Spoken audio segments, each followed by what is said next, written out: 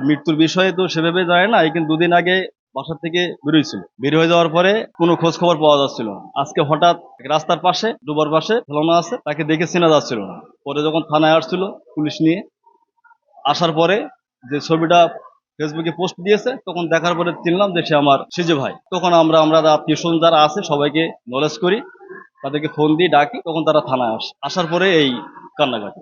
উনি মূলত এর আগে কাজ করতো, জুগারে কাজ টাজ করতো, লেবারে কাজ করতো, পরে একটা অফিসে স্কটে যেত। এই স্কটে যাওয়া আসার মাধ্যমেই সে এইভাবেই সংসার চালাতো। ওই স্পটে কাজ বাজ করতো, কিন্তু ওই যে তারা কি করেছে তো আমি জানি না। আজ যে ফোন দিলাম মারে তো বলতো আজ কালকে থেকে পাচ্ছে না। আমরা সকালে মোবাইল ফোনের মাধ্যমে জানতে পারি যে বড় আচ্ছা সড়কের পাশে কৃষিক্ষেত্রে জমিতে একটা ডেড বডি পড়ে আছে অজ্ঞাতনামা। তখন আমরা সেখানে যাই এবং প্রয়োজনীয় আইনগত ব্যবস্থা গ্রহণের লক্ষ্যে আমরা যে মৃতদেহ পাই। পরবর্তী সময়ে তার পরিবারের লোকজন, স্থানীয় লোকজন সকলে পরিচয় উদ্ঘাটিত হয়।